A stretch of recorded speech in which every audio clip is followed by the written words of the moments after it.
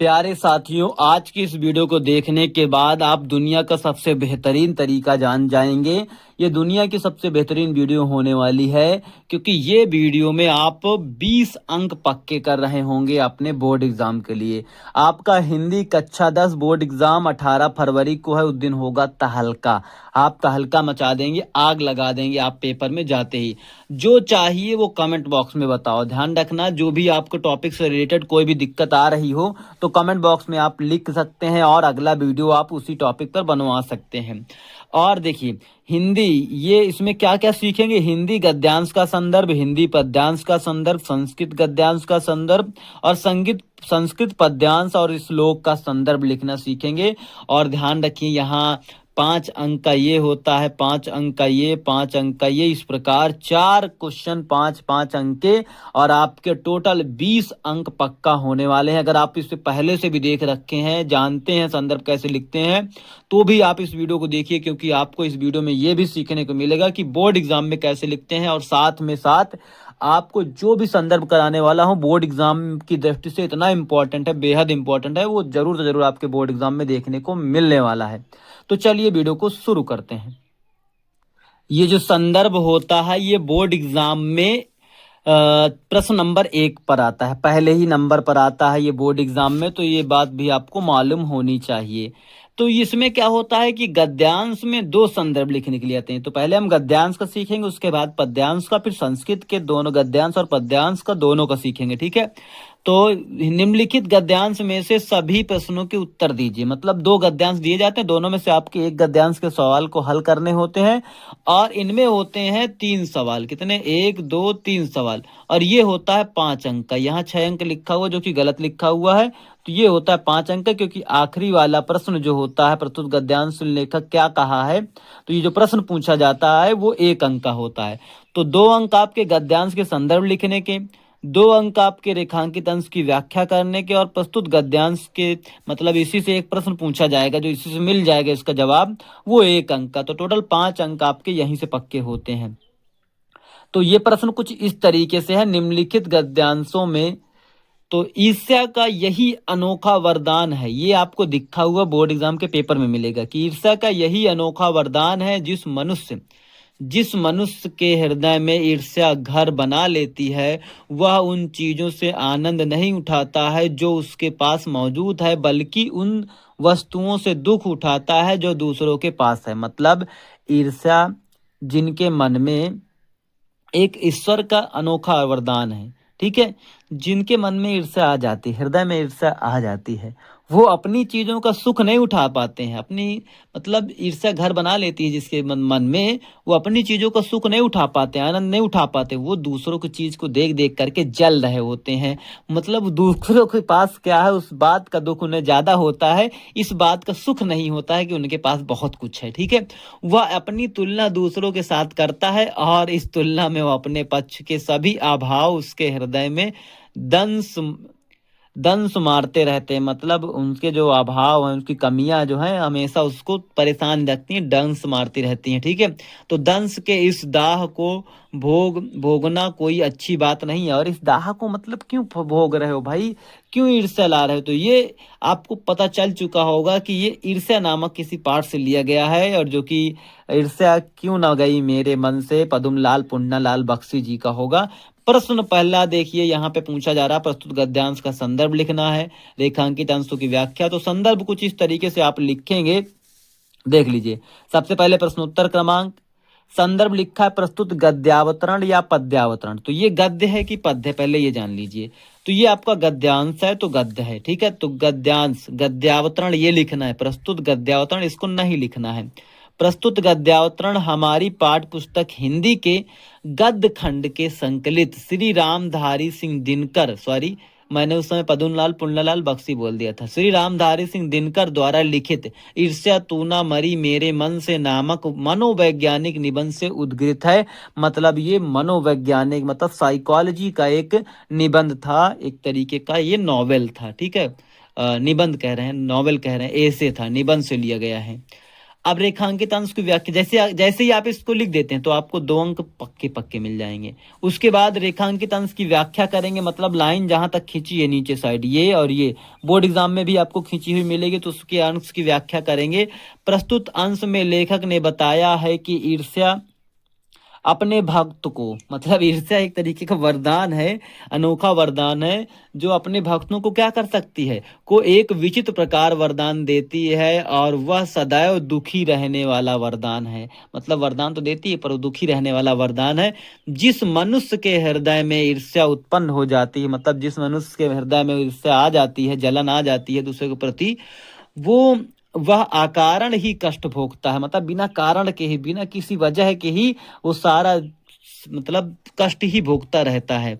वह अपने पास विद्यमान अनंत सुख साधनों को उपभोग के द्वारा भी आनंद नहीं उठा पाता, मतलब उसके पास बहुत सारी चीजें हैं लेकिन उस चीज का आनंद नहीं उठा पाता, क्योंकि वो दूसरों को देख करके क्या कर रहा होता है, क्योंकि वह दूसरों की वस्तुओं को देखकर मन मन में ही जल रहा होता है। और ये ईर्ष्या क्यों न मरी इसके मन से। ठीक है, अब प्रस्तुत गद्यांश में लेखक ने क्या कहा है, तो इसमें कहा यह है कि प्रस्तुत गद्यांश में लेखक ने ईर्ष्या से उत्पन्न पीड़ा का वर्णन किया है, और कहा है कि ईर्ष्यालु कष्ट को सहन करने में हमेशा करने और सदा दुखी रहता है। तो यहाँ पे लिखना था सहन करने में हमेशा लगा रहता है, और सहन करने में हमेशा लगा रहता है और सदा दुखी रहता। तो यहाँ पे एक चीज कमी थी, तो ये बात हमेशा लगा रहता है ये भी लिखना था, और हमेशा दुखी रहता है।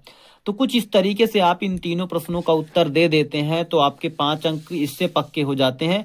और इसके बाद हम चलते हैं अपने प्रश्न नंबर दूसरे पर, जिस प्रश्न में आपको चर्चा करनी होगी। किस बारे में आपकी चर्चा चलेगी? गद्यावतरण तो हो गया, पद्यावतरण के बारे में। चलिए शुरू करते हैं। प्रश्न नंबर दूसरा, इसमें भी ध्यान रखिएगा कि 2 प्रश्न दिए जाते हैं, उनमें से केवल एक को करना होता अथवा लिख के आता है।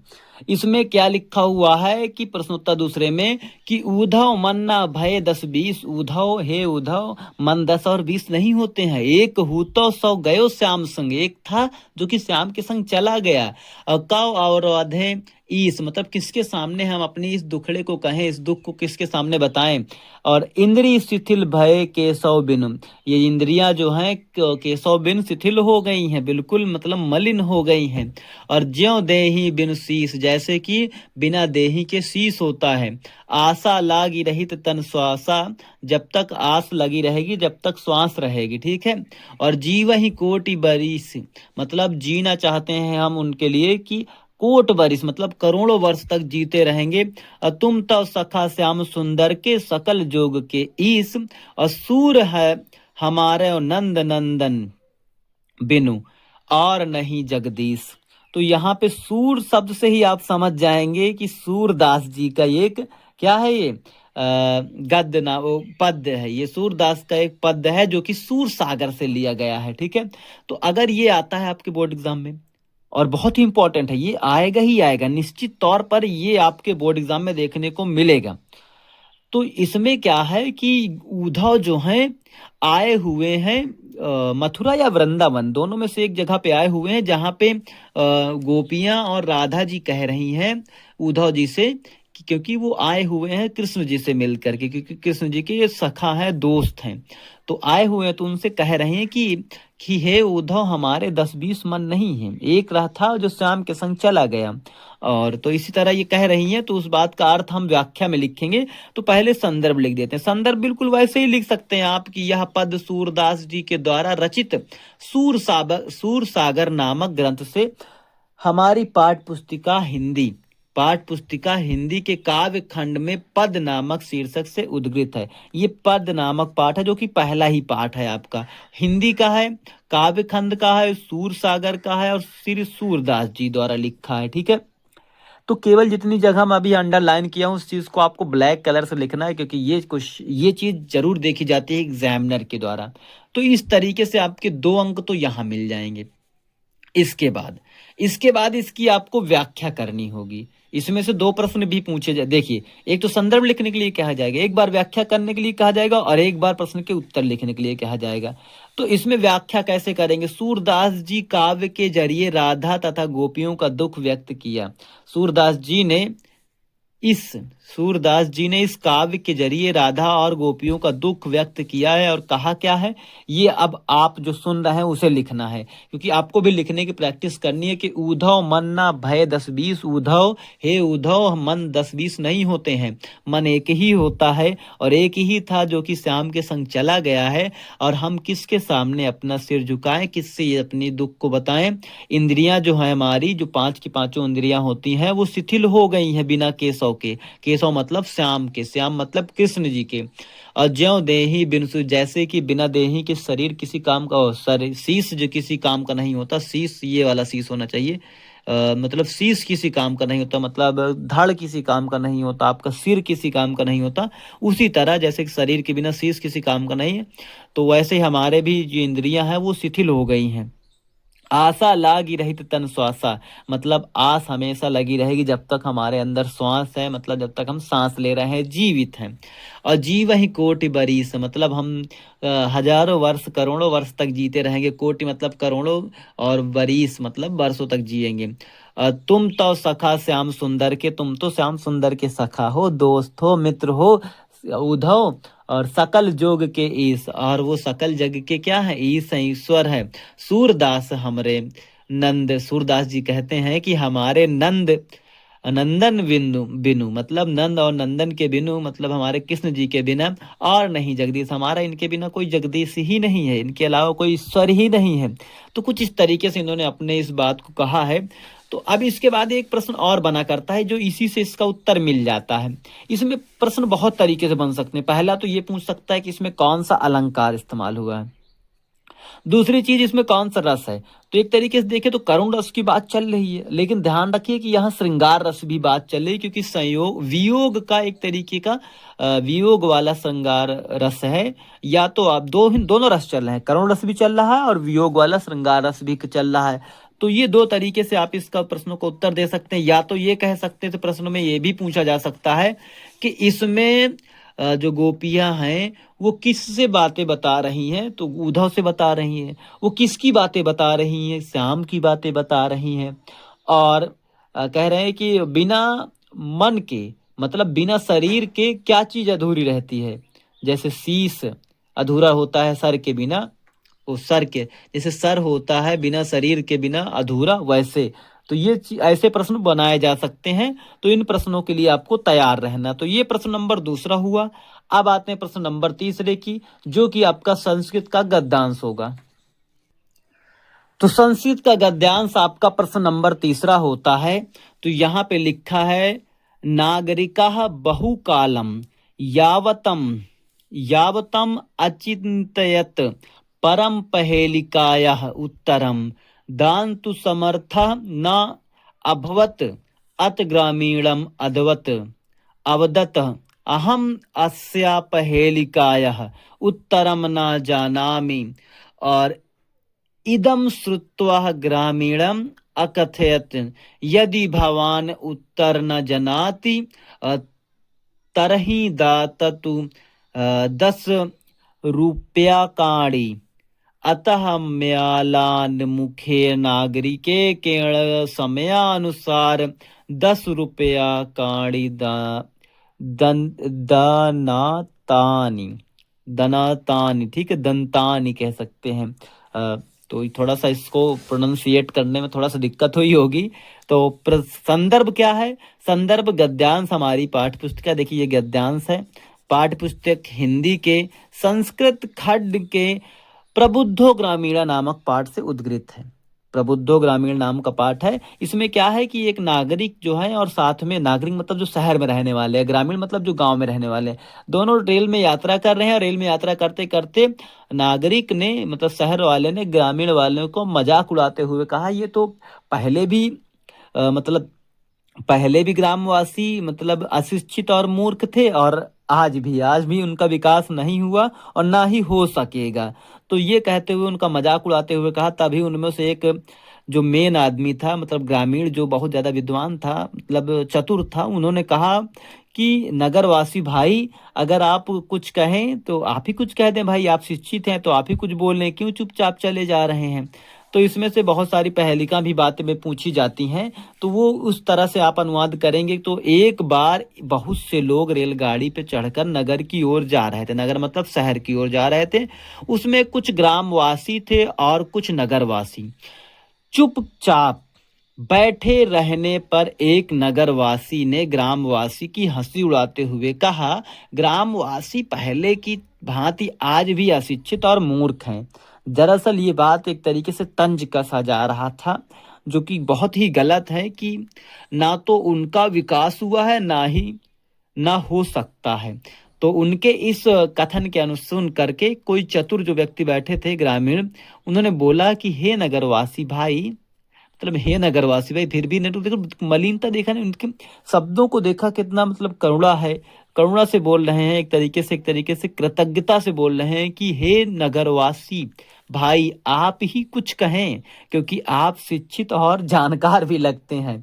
तो उन्होंने कहा कि आप खुद ही कहें। लेकिन इसके बाद की कहानी अगर आप पढ़ना चाहते हैं तो आप बिल्कुल कह सकते हैं, मैं इस पूरे के पूरे पाठ को, संस्कृत वाले को पूरा का पूरा इसका मतलब अर्थ ही बता दूंगा, जो कि नेक्स्ट वीडियो में बना सकता हूं। क्योंकि जो भी टॉपिक पर आपको कोई भी दिक्कत आती है कमेंट बॉक्स में बताइए, ठीक है।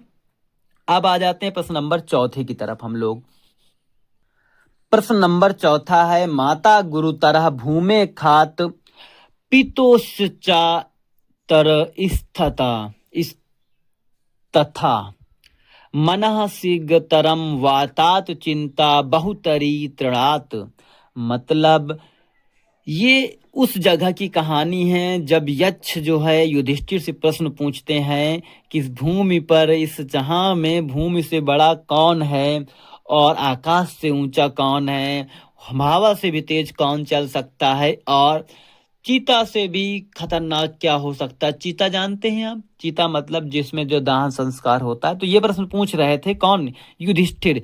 युधिष्ठिर से यक्ष पूछ रहा था, क्योंकि युधिष्ठिर के जितने भी भाई थे वो मूर्छित हो गए थे, क्योंकि वो पानी पे प्यासे थे, प्यासे जंगल में घूम रहे थे। तो अचानक से उनको एक तालाब दिखा, तालाब में उन्होंने पानी पीने की कोशिश की, तो यक्ष ने कुछ प्रश्न पूछने चाहे हैं।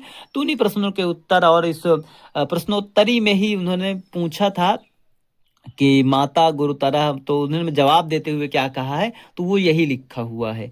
तो संदर्भ में क्या लिखेंगे, प्रस्तुत श्लोक हमारी पाठ्य पुस्तक हिंदी के संस्कृत खंड के जीवन सूत्राणी नामक पाठ से लिया गया। तो ये जीवन सूत्राणी नामक पाठ से लिया गया है, इस बात को याद रखिए। यहाँ कोई लेखक और रचयिता नहीं होते हैं, ये बात ध्यान रखिएगा संस्कृत में। अब इसका अर्थ कैसे लिखेंगे, अनुवाद कैसे लिखेंगे, तो इसमें कहते हैं कि यक्ष के प्रश्न का उत्तर देते हुए युधिष्ठिर कहता है कि पृथ्वी से अधिक भारी माता है, और युधिष्ठिर अगले प्रश्न का उत्तर देते हुए कहता है कि आकाश से भी ऊंचा पिता है। तो इसमें माता गुरुतरा भूमि, मतलब गुरुतरा मतलब इस सृष्टि में, इस भूमि में मतलब भूमि से भी भारी जो है माता है, और पिता जो है आकाश से भी ऊंचा है। तो ये कहते हुए युधिष्ठिर जवाब देते हैं। अगले प्रश्न में कहते हैं कि वायु से भी शीघ्रगामी मन है, वायु से भी अधिक शीघ्रगामी मतलब वायु से भी तेज चल सकता है, वो है मन। क्यों चल सकता है, आप देख सकते हैं कि अगर कोई आपका मन है, आप सोच सकते हैं कि आप तुरंत मुंबई में पहुंच गए। कहाँ पहुंच गए, मुंबई। आप सोच सकते हैं कि आप तुरंत अयोध्या पहुंच गए। तो ये मन जो है वो तुरंत आपको पहुंचा सकता है, लेकिन आप हवा तो उतनी जल्दी पहुंच नहीं पाएगी। तो वायु से भी तेज मन चलता है। और तृण, तृण मतलब होता है चीता, जो आदमी की दाह संस्कार किया जाता है, वो उससे भी अधिक दुर्बल जो है बनाने वाली चिंता है। अगर चिंता है ना, तो वो उससे भी ज्यादा दुर्बल बना देती है। तृण से भी ज्यादा दुर्बल बनाने वाली चिंता है। अगर आपको चिंता है, किसी चीज की टेंशन है, जैसे इस समय आपको बोर्ड एग्जाम की चिंता है, तो चिंता मत करिए, सारा कुछ आपके लिए रेडी है। तो इस तरह से आपके 20 अंक का जुगाड़ 20 मिनट के अंदर ही हो चुका है। 20 मिनट में 20 अंक, और इस तरह से आप अगर बोर्ड एग्जाम में लिख सकते हैं तो आपको 70 में से 70 अंक लाने से कोई नहीं रोक सकता। क्योंकि एक वीडियो में बना चुका हूं ऑलरेडी, जिसमें सारे के सारे प्रश्न इंपॉर्टेंट बना चुका। अगर आपको किसी भी चीज में दिक्कत है तो आप कमेंट बॉक्स में बता दीजिए, आपको सब कुछ सॉल्यूशन मिलेगा इसी चैनल पर, रोहित स्टडी प्लस पर। चलिए मिलते हैं नेक्स्ट वीडियो में, तब तक के लिए धन्यवाद।